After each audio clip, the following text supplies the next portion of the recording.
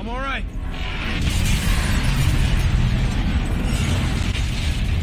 They're shooting civilians.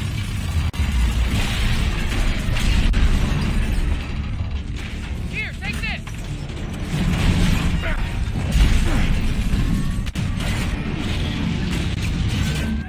Get up. We gotta move. I play Call of Duty games first and foremost for the campaign. This is very weird for a Call of Duty player, and I know that. This does, however, give me the sense of a kind of lineage for the games. I remember playing Call of Duty Black Ops and Modern Warfare 2, probably my favorite games from the franchise. While the story was pretty cool and had a nice twist in Black Ops, Modern Warfare 2 did something really special that surprised me, which no other game has accomplished since. Infinite Warfare is made by Infinity Ward, one of the 3 studios that now make Call of Duty games. I would almost say that it is the end of the futuristic time period that Call of Duty has been playing with, but we will see what comes after Call of Duty World War II from Sledgehammer Games, and as a side note, I would like to point out that I will not be playing that game. First of all, Infinite Warfare is probably one of the best looking games I have ever played. The effects, particles, overall lighting blew me away.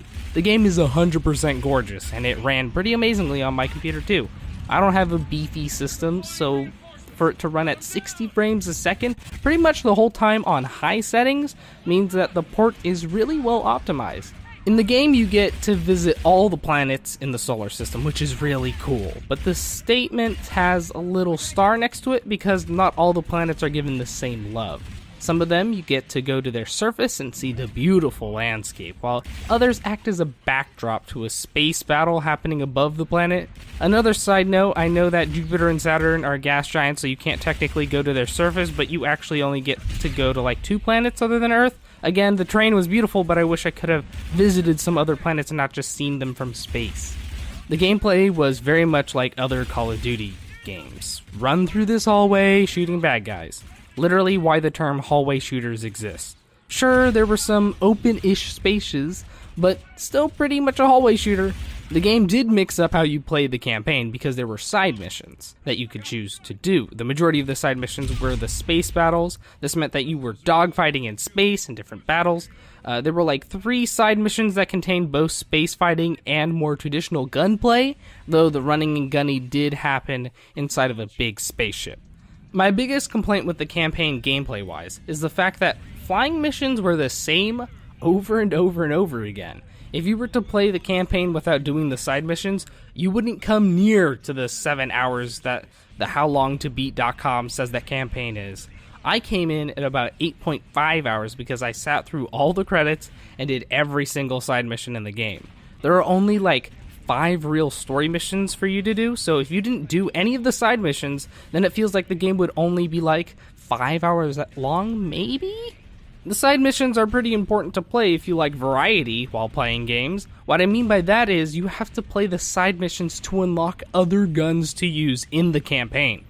If you only played the mandatory story missions, you were stuck with 2 primary guns and a handgun as a secondary. This is a big deal since the SMG was moved to secondary. Not being able to equip a sniper rifle or a shotgun would really limit the variety of playing the game.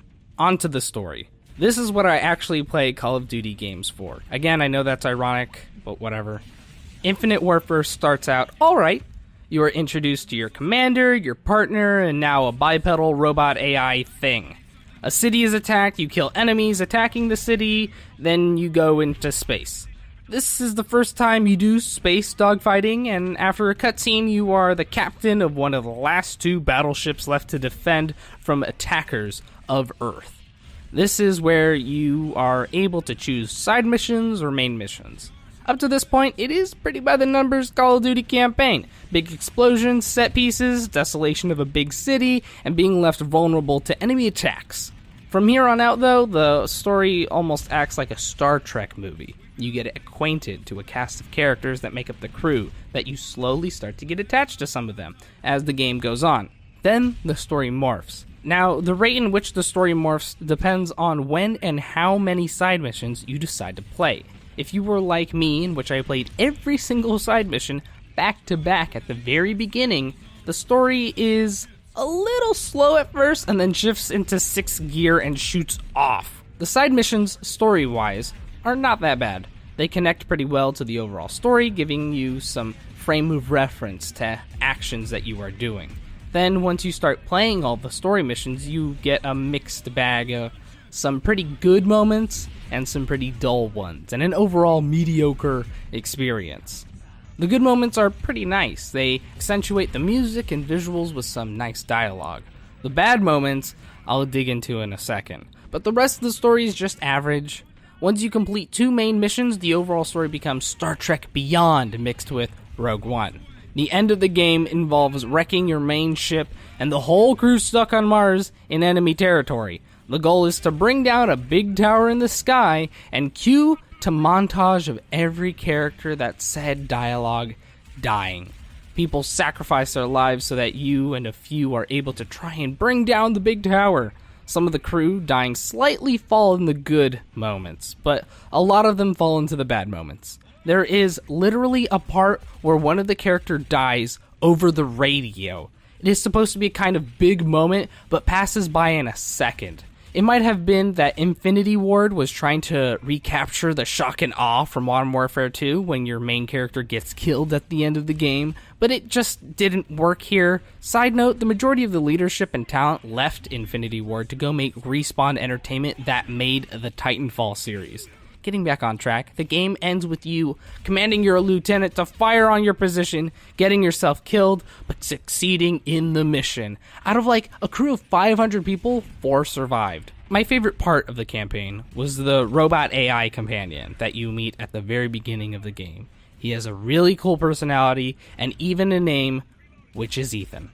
He cracks a lot of jokes and is fun to be around. He is not in the game enough, in my opinion, and edges out BT from Titanfall 2. Overall, Infinite Warfare is not that great. You probably shouldn't buy it, and it's really pretty, and there are some nice story moments, but overall it's just mediocre.